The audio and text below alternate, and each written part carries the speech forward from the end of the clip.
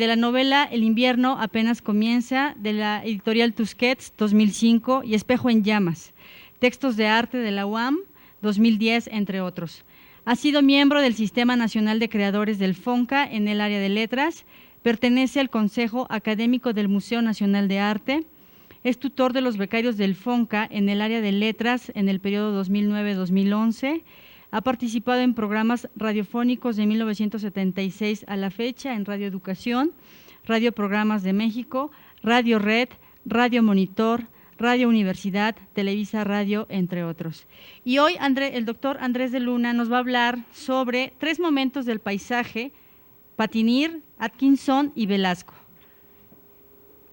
Muy bien, pues vamos a hablar de tres momentos muy distintos del paisaje, sobre todo porque este género hay que remitirlo a una matriz expresiva que se remonta a finales del siglo XV con este pintor flamenco, Patinir, que es un hallazgo, digamos, después de mucho tiempo. Se ha pensado que es el fundador de este género, además avalado, entre otros, por Durero, que decía que era uno de los grandes paisajistas. Y hay que decir ahí que hay un elemento que es muy importante, que se podríamos llamar el régimen de la mirada.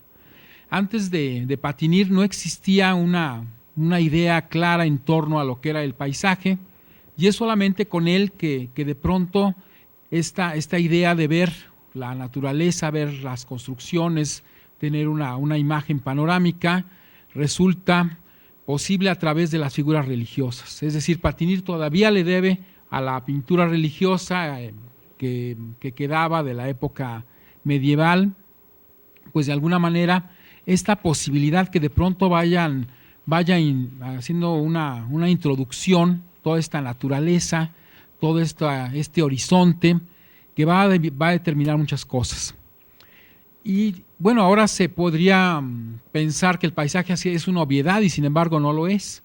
No lo es, sobre todo en términos expresivos. Tuvo que llegar este momento en que la pintura necesitara airear más sus temas, que necesitara buscar más elementos para poder conformar esta idea de naturaleza y construcciones, para poder llegar a la idea de paisaje. Inclusive es curioso que de pronto cuando uno ve una imagen de San Jerónimo, este personaje que aparece ahí en la Biblia, pues de pronto tenga el paisaje flamenco como fondo, porque en realidad no existía una idea clara de cómo representar ese tipo de personajes relacionados con el paisaje propiamente dicho.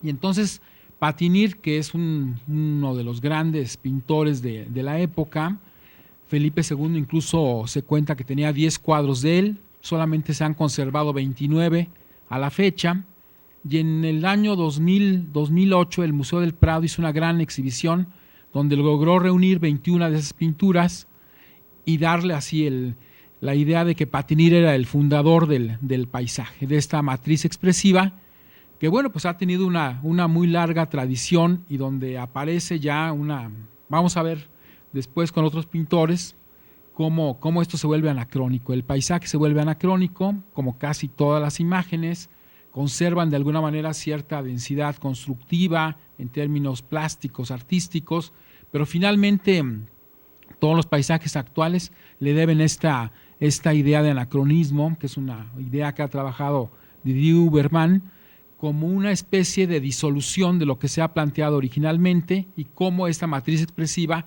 poco a poco se va alejando de su centro hasta llegar un momento en que ya lo pierde por completo, o de pronto hacen algunas referencias identitarias con la matriz original, pero finalmente, al estar ubicadas en otro momento, en otro tiempo, en otras circunstancias históricas, finalmente se llega al punto en el que la imagen, como se debe siempre a su memoria, a su historia, hay que remitirla al pasado y demás, finalmente resulta anacrónica. Entonces aquí vamos a ver algo de Patinir, por ejemplo este tríptico extraordinario, y donde aparece evidentemente el paisaje flamenco, ahí acompañando las escenas bíblicas, pero finalmente lo que hacía el pintor era integrar, no es exactamente el paisaje que corresponda a Amberes, que es donde pintaba Patinir, pero finalmente él arma un paisaje en el estudio donde la naturaleza, todo este campo verde que aparece ahí, los ríos, todo aparece el mar por ahí, todo esto,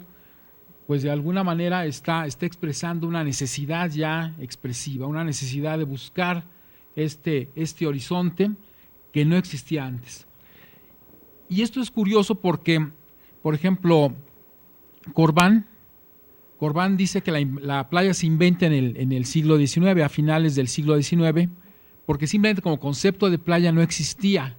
Existían obviamente las costas y demás, pero no se acostumbraba que alguien fuera a vacacionar y meterse en las playas y demás. Y esto es lo mismo que pasa con el paisaje. No es que no existieran los horizontes, lo que ocurre es que no existía el concepto, la construcción formal de la idea de paisaje, que es lo que hace este pintor flamenco. Por ejemplo, esta Asunción de la Virgen, que bueno, pues ahí está otra vez el paisaje de fondo, este paisaje que de pronto se vuelve azul, que forma parte de estos extremos. Panofsky quería ubicar siempre las imágenes a través de una especie como de simbología muy especial.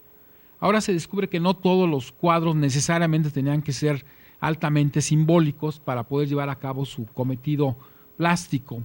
En el caso de Patinir, él ilustra en términos religiosos y utiliza el paisaje, por ejemplo, mezclado esta idea de lo celestial y demás al fondo, pero simplemente utilizando una vista, digamos, que él imagina de los paisajes flamencos.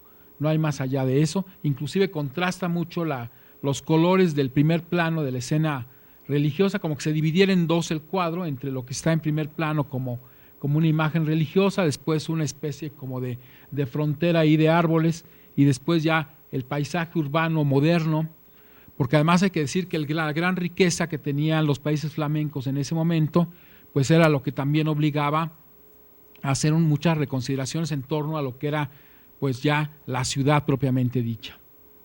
Siguiente. Sí. Y esta es otra muy, muy interesante también aquí, las tentaciones de San Antonio, que está ahí pues de alguna manera asediado sexualmente, ahí, bueno, suponemos que sexualmente, ¿no? Por estas señoras, ya está por un chango ahí que lo jala hacia la perdición. Sí, ¿no? Está ahí en medio de este paisaje donde la San Antonio Abad lo están, pero además San Antonio Abad está vestido a la usanza de principios del siglo XVI. Entonces ahí está esta escena religiosa y al fondo aparece también algo de un paisaje que no se integra exactamente con las tentaciones de San Antonio. Ahí hay una barcaza y demás, y hay una descripción. Por cierto que cuando surge la noción de paisaje, uno de los escritores de la época, Van Aken, siempre decía que había que buscar en el paisaje los personajes en cuclillas, que porque cada vez que alguien se asomaba desde un punto más o menos alto, siempre descubría personajes que estaban defecando en el paisaje. Y bueno, esto que parece un chiste, de pronto Bruegel, en sus pinturas, cuando tiene personajes múltiples por ahí, sí aparecen los personajes en cuclillas, y en muchas ocasiones, porque formaba parte del paisaje, del entorno. Vamos a ver otra imagen. Y bueno, ahora un paisajista que realmente es uno de los tres grandes paisajistas británicos. Primero está Constable, después está Turner, y el tercer gran paisajista británico es John Atkinson Greenshaw. Este hombre, que estuvo ligado a los prerrafaelitas y que tenían como un precepto a la idea de la verdad en la naturaleza, pues le toca vivir ahora sí que en una parte provinciana, en Leeds y en Liverpool, y entonces quiere recuperar de alguna manera esta idea de la urbe, aunque sea una urbe provinciana, pero que ya empieza a tener las grandes avenidas, que tiene ya estos principios de iluminación, y donde vemos también toda esta vida que se va entrelazando, y que es muy interesante cómo él la describe en medio de la niebla y de la pues lluvia que hay ahí. Atkinson fue un pintor que viene pues de un padre policía, no tiene una tradición plástica en su familia, pero él hace algo que es muy interesante. Cuando pinta según los preceptos de John Ruskin, de esta idea de la naturaleza, generalmente pinta de manera muy obvia, es decir, el paisaje no dice nada, el paisaje dice muy poco, pero cuando él va integrando esta idea de una especie como de sentimiento, de una visión más intimista, más un psicologismo que incluso deriva de cierta idea romántica, entonces él consigue el gran paisaje. Todas estas calles adoquinadas y demás van a ser parte de los esfuerzos de Atkinson por describir algo de una manera tan contundente como en este paisaje de Liverpool. Es un cuadro verdaderamente extraordinario que cuando uno ve casi toda la obra de Atkinson Greenshaw, casi nunca logra este tipo de matices. Digamos que es un pintor muy irregular con grandes cuadros, por lo menos con 5 grandes cuadros dentro de su trabajo plástico. Vamos a ver. Es unas maravillas de cuadros. Realmente el paisaje ya no nada más es una descripción de las grandes avenidas, sino también es este sentimiento de soledad, casi se come al personaje esta luz verdosa que aparece ahí en el atardecer. Y hay que dar un referente que me parece interesante, que John Ruskin les propone cuando empieza a trabajar Atkinson, y bueno, todos los pintores prerrafaelitas, les proporciona daguerrotipos. Entonces empiezan a encontrar que en este blanco y negro de los daguerrotipos hay mucha calidad expresiva. Entonces él lo único que hace es que hace una especie como de viraje hacia estos tonos verdosos o dorados, como vamos a ver en otros cuadros, también por las pinturas, los daguerrotipos en sepia. Y bueno, pues la atmósfera que logra crear Atkinson con este paisaje, por ejemplo, es realmente extraordinaria. Es de la matriz original del paisaje, como este horizonte nada más, aquí aparece ya un elemento distintivo, digamos, en otro sentido, cuando aparece un personaje que no distinguimos más que una especie como de sombra al fondo, y donde todo está enunciado a través de esta naturaleza y de este muro que se va comiendo al personaje de algún modo. Y bueno, aquí está la Leeds, esta ciudad provinciana también. Y otra vez es el gran personaje del adoquín de Atkinson. Se acababan de adoquinar las calles en algunas provincias británicas. Es un momento muy alto del coloniaje, no hay que olvidar que es la época de la reina Victoria, la época de las conquistas africanas, asiáticas y demás, y entonces vive un esplendor. Por ejemplo, mientras partes de los campos elíseos estaban sin adoquinar, muchas ciudades británicas de provincia ya estaban adoquinadas. En esta segunda revolución industrial forma parte todo este desarrollo urbano que capta muy bien Atkinson en este cuadro. Y otra vez el mismo efecto, digamos, este efecto lumínico, esta luz del atardecer, que consigue también a través de un solo personaje en la imagen.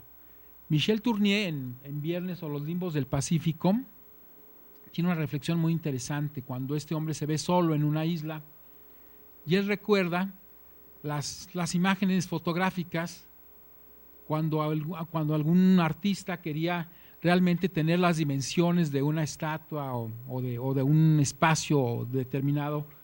Aparece una presencia humana para marcar precisamente todas estas dimensiones. Y entonces él se siente más solo y más vacío en la isla mientras no encuentre a alguien que le haga sombra. Entonces aquí Atkinson juega con esta idea de la soledad y con esta luz que vuelve casi monócromo al cuadro.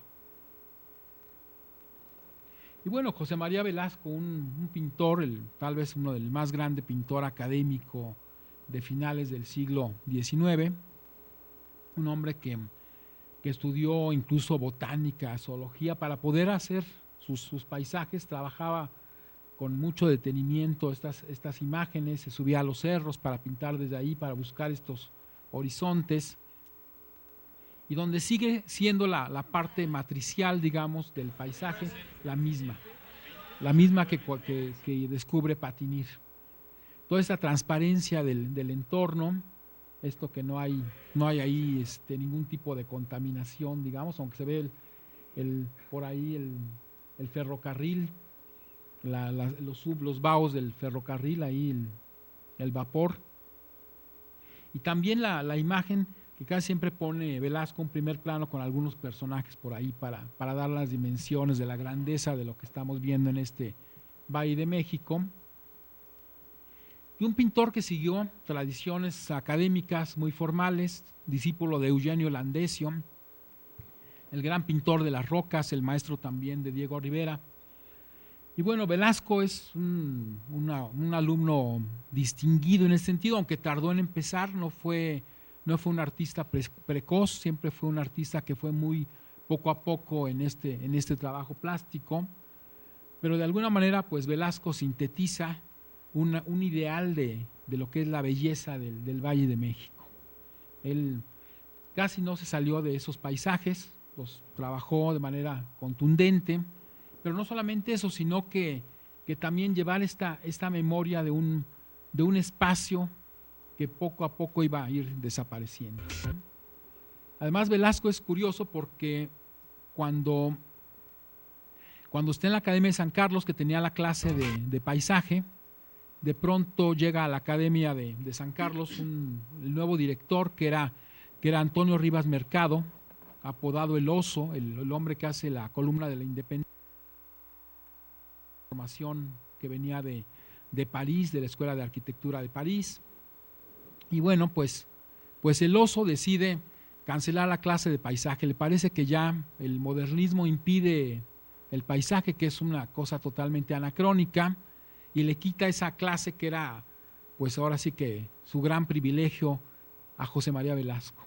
Le quita esta posibilidad de seguir enseñando cómo se pintaba al natural y al aire libre, este gusto por la naturaleza y demás, y materialmente lo aniquila. Los últimos 10 años de vida de Velasco, ya nada más dando clases en general de pintura y escultura. Además, la escultura él no era algo que dominara, simplemente por cumplir una actividad académica, ya sin ningún rigor ni nada, pues lo deja en un estado verdaderamente pues lamentable. Se acentúan sus enfermedades y empieza a pintar, cambia su idea del paisaje. Sus últimos años pinta volcanes en erupción, cascadas fluyendo de manera violenta, es decir, rompe con toda la tranquilidad, el sosiego que hay en esos paisajes, que solamente ahí hay este detalle del tren que está pasando como un detalle de modernidad, pero casi todo pareciera un paisaje idílico, ¿no? Esto ni siquiera pareciera que pudiera ser lo que después fue el Distrito Federal. Vamos a ver otra imagen. Y bueno, aquí desde el Molino del Rey, vista la ciudad, que todavía, imagínense, pues despoblado casi, ¿no? Hay pocos aquí elementos ahí. Aquí ni siquiera hay por ahí un personaje, un par de personajes, uno en una mula y un burro. Pero casi todo el paisaje es pura naturaleza. Todo esto que había aprendido también con Landesio. Vamos a ver otra. Y bueno, esta otra imagen extraordinaria también. Las pocas edificaciones, porque además esta relación que existió desde el principio del paisaje, combinar la naturaleza con lo construido, con lo arquitectónico. Aquí apenas aparece ahí unos cuantos elementos muy discretos.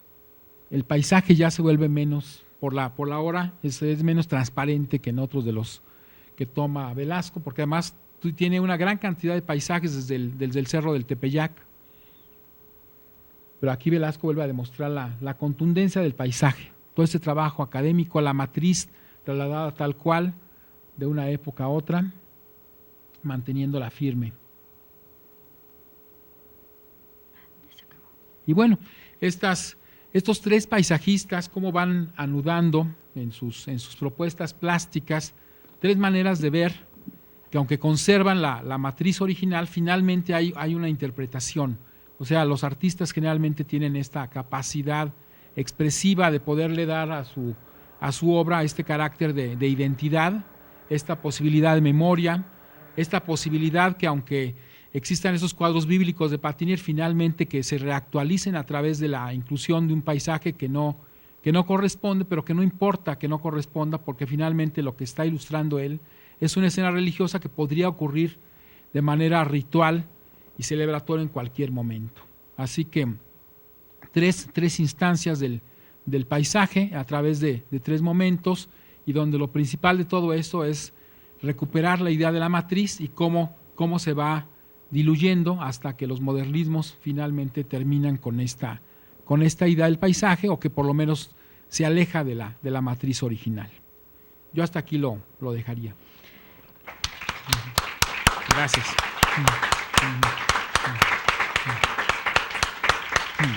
Muchas gracias. Pues muchísimas gracias. Exactitos, 20 minutos. Bueno, ahora vamos a seguir con José Silvestre Revueltas. Él es profesor de esta universidad, es miembro del área de análisis y prospectiva del Departamento de Investigación en Diseño de aquí de la UAM Azcapotzalco, y además es doctor en Historia. Él nos va a hablar hoy de el paisaje en la obra de Fermín Revueltas. Adelante, por favor. Sí, quisiera un conector. Un cable para... ¿Es este? Supongo que sí, es este. Sí, cable.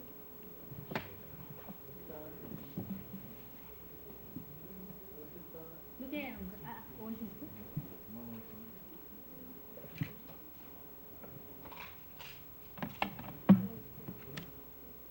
¿No es este?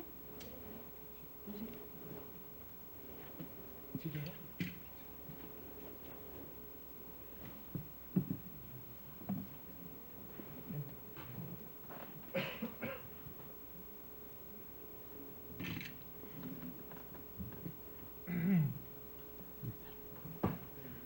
¿Puedo robar el micrófono? Sí, no, claro, por favor. Doctor. Oigan, pues muchas gracias. Primero, muchas gracias por haber venido. En serio, gracias también por otra consideración de carácter personal. Platicando esto con mi hermano Emilio, que se encuentra aquí presente, y dada la importancia que creíamos que tenía, o que creemos y asumimos que tiene el evento, nos permitimos traer un par de dibujos de mi abuelo Fermín Revueltas, que son los que están aquí expuestos. Y lo quiero destacar, yo he pertenecido a la UAM durante 34 años, pienso seguirlo perteneciendo hasta que me jubile, que espero que falte mucho para eso, para cómo están las cosas, más vale que falte mucho tiempo, pero es la primera vez que en esta universidad se exhiben, aunque sea momentáneamente, un par de originales de la obra de Fermín Revueltas, lo cual, más allá de una suerte de consideraciones sobre la difusión de la misma, doctor Luna estará de acuerdo conmigo, siempre es linda la imagen, pero siempre es mejor el original, ¿no? Sí. ¿Sí? Con todo lo que esto conlleva, en muchas cosas, en muchas tradiciones, en mucha interpretación. Y también una cierta renuencia que habíamos tenido algunos de nosotros de hablar de nuestro propio abuelo. O sea, finalmente, me voy a parar aquí, ¿cómo es incómodo, doctor? No sé si le pasó que esto es incomodísimo. Estarse. Yo me voy a levantar y le voy a pedir a Emilio que venga a dar la plática por mí. ¿Se oye, no? Porque sí, estás... Además, siente uno que en cualquier momento se va a caer. Se va a caer. No sé si le pasó. Sí. Qué bueno, doctor, porque dije, capaz que soy el único que le pasa esto, ¿no? Bueno, entonces a los conferencistas nos quieren tirar. Eso es, doctor, ese es el truco. Bueno, vamos a ver. Empezamos con una foto de mi abuelo. Mi abuelo es personaje típico de... Ya es un caballero, es un gentleman de los 20 en ese sentido, totalmente. Y platicamos un tanto la historia de la familia, un tanto la historia de su trabajo. Y dado que es un abuelo que muere que tiene muy pocos años. Es un abuelo que vive 34 años, pero a pesar de los 34 años en que vivió, usted seguramente también conoce mucho la obra de mi abuelo, doctor Luna. Le digo esto, me atrevo a decir esto, porque realmente me impresionó ahorita muchas de las cosas que usted dijo, entonces que era una forma de felicitarlo también por esto, pero que era parte de un fenómeno generacional. Bien lo dice el doctor Luna, bien se puede intuir por lo que nosotros decimos, un artista no es una cosa que se dé así, es una cuestión generacional que va marcando toda una época, la definición de una época, la definición de tendencias, y en muchos sentidos la definición de aspiraciones de lo que debe de ser lo mejor que está planteando la época.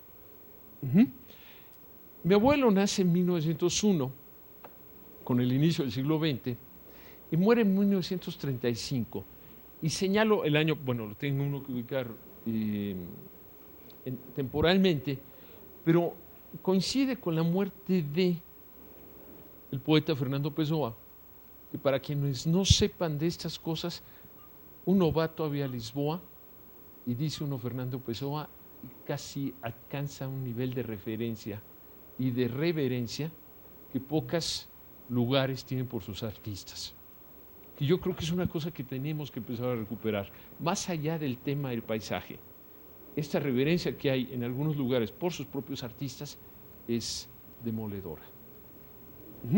No es gratuito, señalamos que es el caso de Fernando Pessoa, pero que también coincide con otro héroe de la época, un romántico totalmente, que es el poeta español Federico García Lorca, que ustedes recordarán, mata a la barbarie fascista monje en 1936, que son parte de los miembros de una generación que están planteando en muchos sentidos.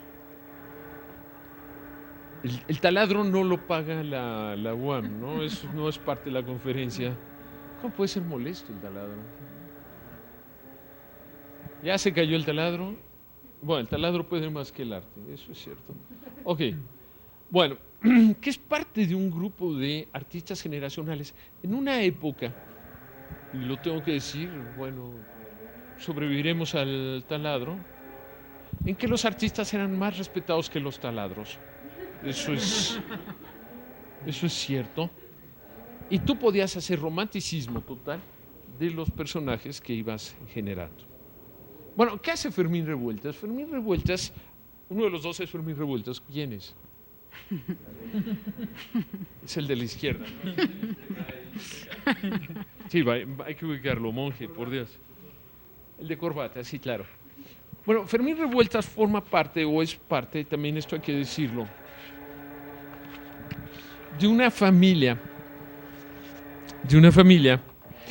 que destaca mucho, o destacó mucho, en cuestiones artísticas, sobre todo en tres de ellos, que son, Fermín Revueltas, el abuelo, Silvestre Revueltas, el compositor, del cual ustedes seguramente han oído algunas obras, y de este pequeñito que está aquí a la derecha, que es José Revueltas, que es un escritor de mucha trascendencia, sobre todo para la izquierda en México. Más allá de sus cualidades artísticas, que las tiene, y las tiene grandes como escritor, destaca mucho su condición como militante de izquierda. No sin razón, Octavio Paz en alguna ocasión dijo que José Revueltas era uno de los hombres más puros de México, muleta de la que se cuelga el doctor Enrique Krause para señalar que en el siglo XX México tuvo dos hombres puros, José Revueltas y Octavio Paz. ¿Qué? Pues bueno, eso dice Krause.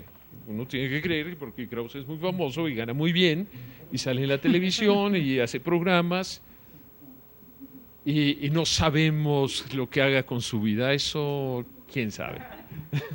Bueno, pero está el tío Silvestre,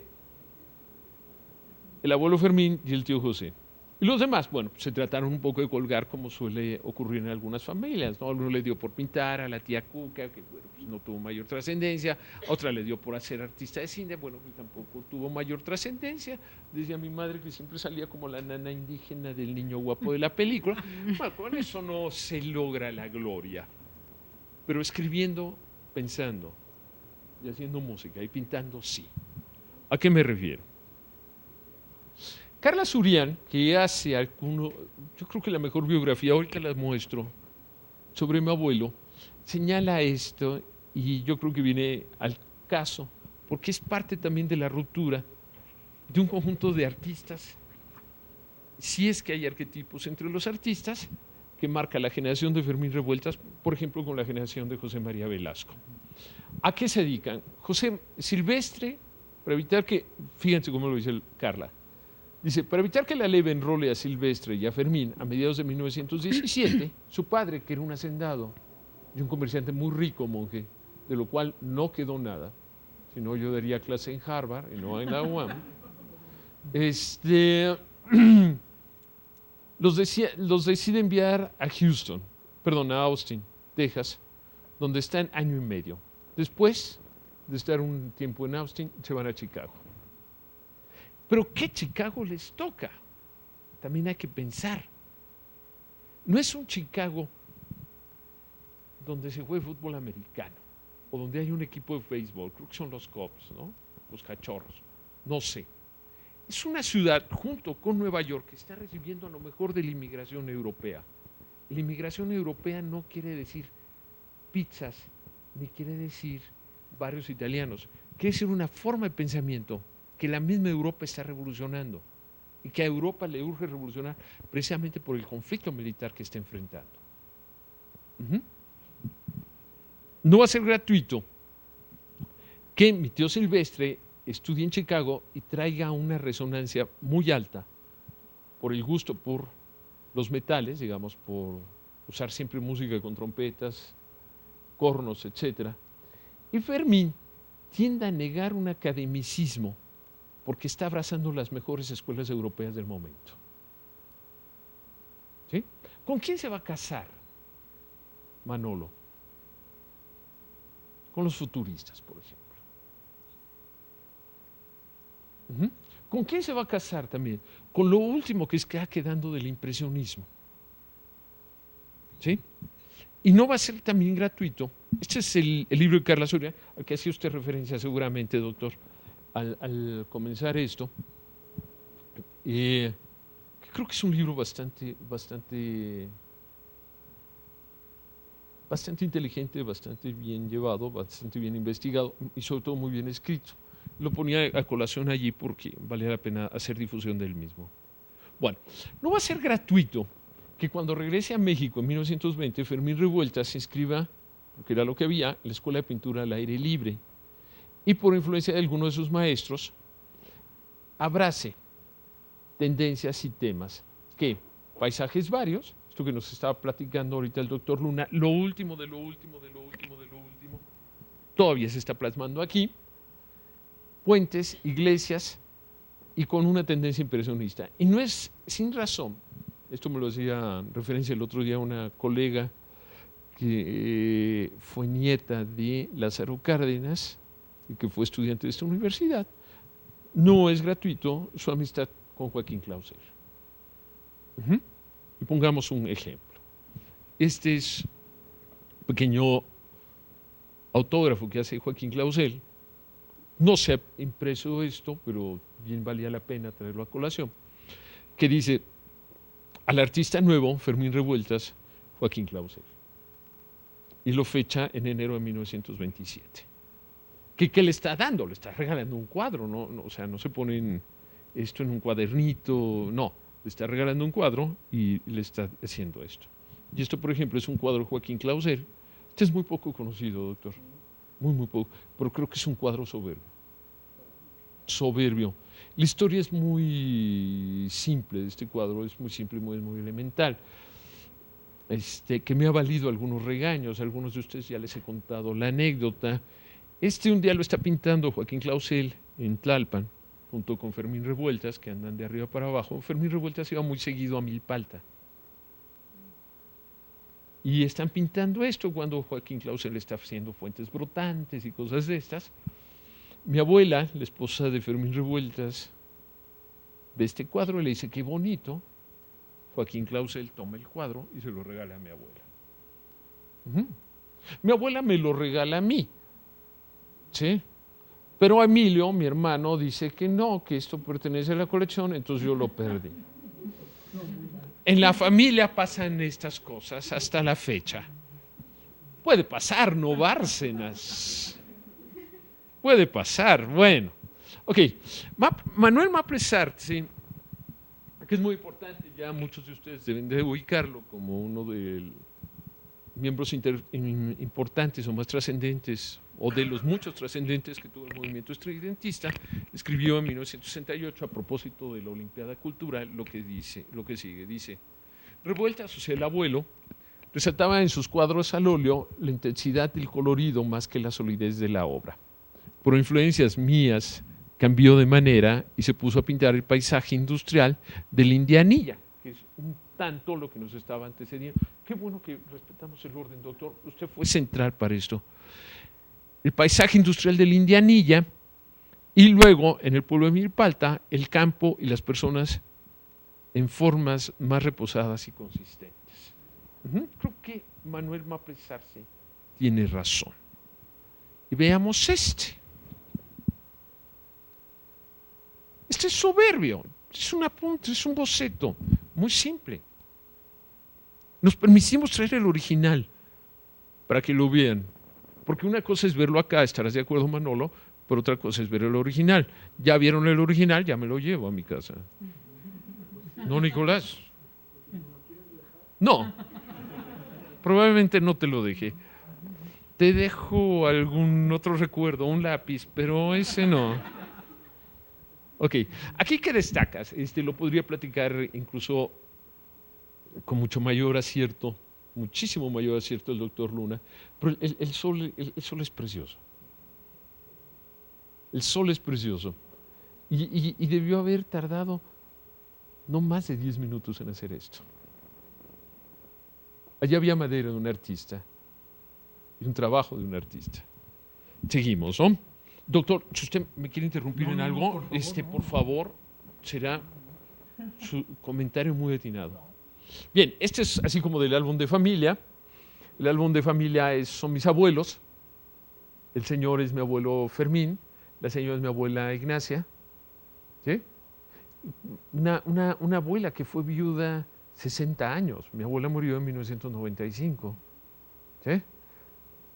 Esta es mi abuela y ese es mi abuelo. Y estos son dos hermanos simpáticos. Es Fermín Revueltas, el de... Yo no sé por qué usaban la corbata así, pero bueno. Fermín Revueltas, acá a la derecha. Y el hermano menor, que era 13 años menor que Fermín Revueltas, el José Revueltas, el del 68, el de Los Muros de Agua, el de Ensayo sobre un proletario sin cabeza, pues estaba junto con su hermano. Y curiosamente, José Revueltas, alguna vez hablé con él en relación con sus hermanos, siempre les tuvo una admiración denodada. Esto que normalmente no pasa en una familia. Que uno dice, ¿qué opinas tú de tu hermano? Que se muera. No, en este caso había una admiración impresionante por el hermano, por el colega, que sentían o se sentían hermanados. Incluso, perdón, si me tomo un poquito más, no, es porque no hay problema, ¿no? Bueno, aquí decimos, entrelazados como en muchos casos, la vida de los artistas se mezcla poderosamente con el proyecto nacional que se construía. ¿Cuál es el proyecto nacional que se construye? El proyecto de la revolución. Si bien con tropiezos o contradicciones, luego la revolución, un poderoso amor por su país y su futuro perfiló el común denominador de los hermanos. Uno de ellos, y aquí sí viene a colación traerlo, como con razón relata el escritor Paco Ignacio Taibo II en un libro que se llama Bolcheviques, que vale la pena por un conjunto de notas que escribe Taibo, fue fundador del Partido Comunista Mexicano. Fermín Revueltas, y sí me gusta hacer relación a esto como un hecho más que familiar, pero sí como un hecho de un compromiso que se manifiesta en muchos artistas durante todo el siglo XX. Fermín Revueltas fue de los que firmaron el acta original constitutiva del Partido Comunista. Nada que ver, monje, con el PRD. Ni de chiste. Ni con el Partido del Trabajo, ni con nada que se le parezca, y no quiero ahondar en el asunto. un pintor pinta esto. Y esto es un proyecto por un vitral. ¿Sí? Acuérdense, una gran cosa que tuvo la Revolución Mexicana es que hacía obra y hacía obra y hacía obra, pero traía a sus mejores artistas para decorar la obra que estaba haciendo. Una cosa que, por ejemplo, Monge llama mucho la atención, la UAN está por cumplir 30 y tantos años, el 11 de noviembre, o sea, esto es dentro de 3 días, es nuestro cumpleaños. ¿Cuántos cumplimos de 74 para acá? 37 años. Ya era para que tuvieran su mural por ahí decoroso. No que estuviera lleno de papel todo el pasillo, por Dios. Seguimos. Ok, y esta es una caricatura que hace mi abuelo Fernando Leal, otro pintor muy importante de la generación. ¿Sí? Que un día corresponderá, yo creo que hablar exclusivamente de esta generación, porque fue una generación muy destacada para la historia de la pintura en México. Bueno, decimos, mi abuelo pintó murales. ¿Por qué? Porque hubo un visionario, talentoso ministro de Educación que fue José Vasconcelos.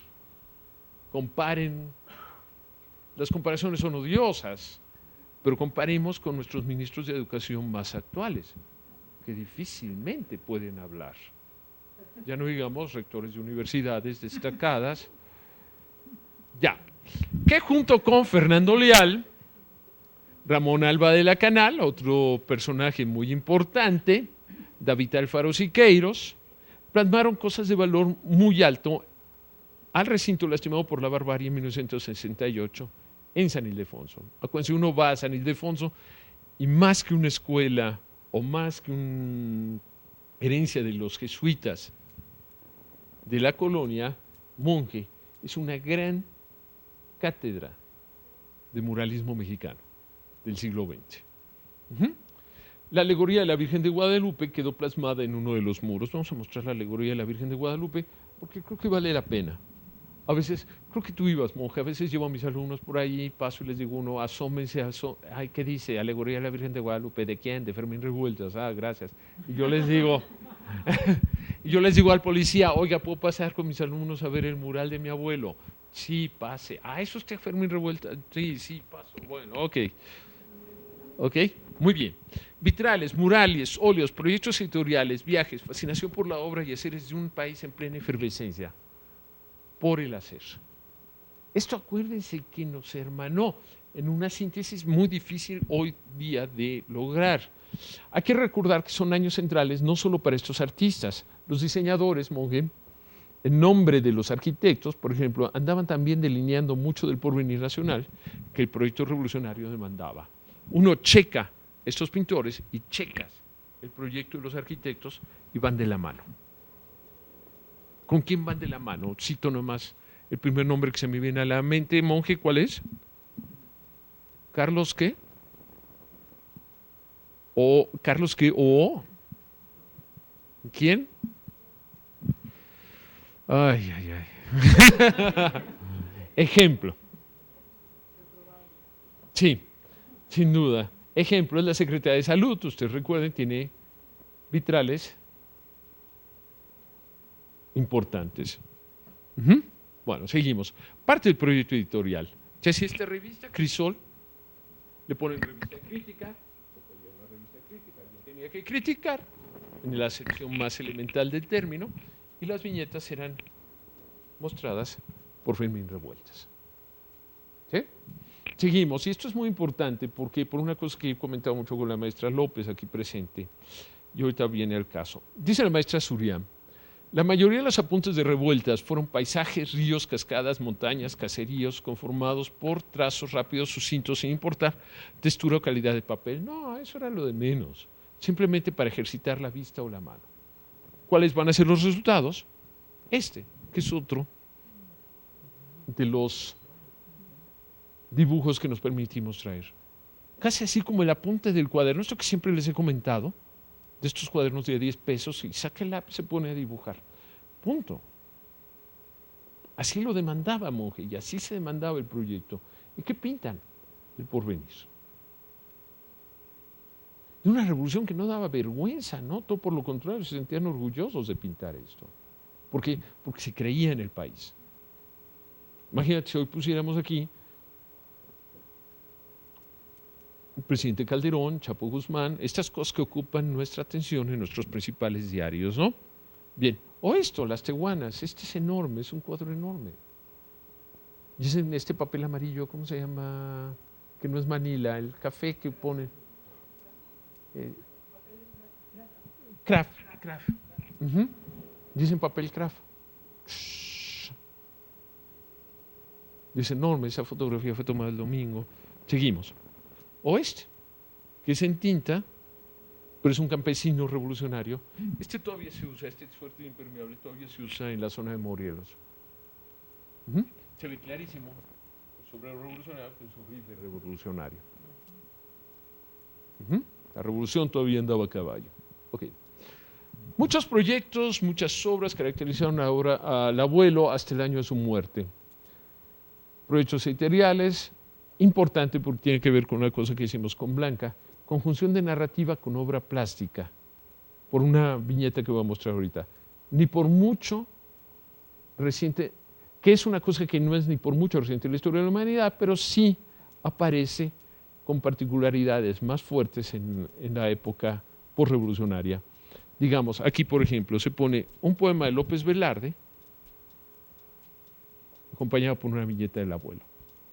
Esto, Blanca, que hemos pasado batallas y que seguiremos pasando batallas para insistir en la compenetración que hay entre las imágenes en términos gráficos, como diseño gráfico, y la literatura. Y que nos dicen, nah. Tú te sabes la historia mejor que yo. Muy bien. O esto, que es un apunte casi. Pam, pum, con acuarela. Muy bien, seguimos. Ok, o por supuesto, tuvo también relaciones, una clase política muy distinta a la nuestra, que generaban o que demandaban la intervención de los pintores, como decimos, en las principales obras del gobierno. ¿Sí? Palacio Nacional es otro ejemplo, pero he aquí uno de los grandes impulsores de la obra de mi abuelo. Nieto de esta alumna hiperdestacada de esta universidad. Dice textual: con mi profunda estimación a mi amigo Fermín Revueltas, que es Lázaro Cárdenas, y que lo firma en mayo de 1934. ¿Sí? Esto que muchas veces insistimos en poner en una exposición, o pusimos en una exposición el año pasado, que no tuvo mucho éxito, pero que sí era muy importante señalar que había este tipo de fenómenos en este país. ¿Sí? Y este estuvo en la exposición, yo no sé por qué no tuvo mayor trascendencia, pero bueno. O este cuadro de Joaquín Clauser, que también es muy poco conocido, pero es una maravilla. Es una vista del puerto de Veracruz. Ya vamos a acabar, ¿eh? Vean. Proyectos vitrales. ¿Qué pones en un vitral? Emiliano Zapata. Tenías que poner Emiliano Zapata. ¿Sí? No. Otros personajes. Y la reivindicación del movimiento obrero. En este sentido, sí tenemos un conjunto de artistas muy comprometidos también con la idea y el proyecto de una ideología que va marcando y va definiendo el deber ser. Parte de las razones por las cuales este país se pierde, Mónica, es que perdió precisamente todo el sentido de su proyecto histórico. ¿Cuál es el resultado? Esto ya lo vemos como anacrónico, como algo deleznable casi. En comparación, ¿ve? Cuando había estas cosas, en comparación con lo que estamos viviendo hoy día, ¿no? La escuela socialista caminará en una escala sin interrupciones, factor en la educación de un México nuevo. Y usted se acordará, doctor Luna, que yo me acuerdo, yo era muy niño, pero yo me acuerdo que se enseñaba el internacional a los niños, el himno a Varsovia se le enseñaba a los niños, en lugar de estar cantando caracol, caracol, caracolito, esas cosas, se les enseñaba el himno a Varsovia, y se les enseñaba el internacional. Nada más triste, una vez fui con Bárcenas a sepelio de un personaje muy importante de izquierda, y empezamos a cantar la Internacional 2, que éramos Bárcenas y yo, por lo demás no se la sabían. No, Nicolás, no es de risa. El problema es que lo vemos como si fuera risa. No es de risa. Ok. Mi abuelo muere el 9 de septiembre de 1935 a los 34 años. Y fue una promesa. Yo creo que el abuelo, uno se lo imagina como la idealización de. Si mi abuela hubiera vivido 70 años, hubiera dejado una obra impresionante. Si a los 35 años todo lo que hizo, imagínate a los 70 años a los niveles que hubiéramos llegado. ¿Sí? Espero que no haya terminado un abuelo pintando flores para vender en Liverpool o alguna cosa de estas. No, hubiera sido terrible, ¿no? Su compromiso social siempre fue evidente, como lo fue el de sus admirables hermanos. Un esbozo mínimo de su obra y su vida apenas si es dibujado en esta charla, era el objetivo. Pero ampliamos con el libro de Carla Surian, pero también con el libro de la doctora Pape, a quien le interese. Este es un libro que me gusta mucho, que publica la UAM Azcapotzalco, y que sitúa un momento muy interesante de la historia del país. Yo no sé por qué no se ha hecho un tiraje, un triple de este, se tiraron 500 o 1000 ejemplares. ¿Sí? Como suele ocurrir en la UAM, pues, los amigos, 2 o 3, a mí me regalan 3 o 4 ejemplares, pero bueno. Ok, nietos al fin, ya aquí ya acabamos, fuimos herederos de una obra bajo otro momento histórico y bajo peculiaridades que difícilmente podemos comprender. Entre su época y la nuestra brilla un notable desencanto que nos caracteriza. ¿Acaso recuerdo de que aún hay un pasado por cumplir y con ello una multitud de sueños por realizar? La respuesta viene ahora de nuestros mejores jóvenes. O sea, viene de ustedes. Por eso los invité, Claudia. ¿Dónde está Claudia? ¿Ya se escondió Claudia? Ajá. Sí, no está reprobada Claudia, por supuesto que no. Por eso invité a Mónica, Monse. ¿Quién más está de los alumnos? Monje, que siempre está. Los Lalo Greñas, todos estos, ¿no? Que siempre vienen. Bueno, y quisiera terminar esto, porque sí me es muy importante para mí, con esto que ya es totalmente la nostalgia de la nostalgia. Y como nostalgia, sí quiero decir esto y quiero aprovechar, y perdón, y si se enoja alguien, ni modo, y quisiera terminar diciendo que con admiración quiero dedicar y cariño a la lucha que desde hace una semana realiza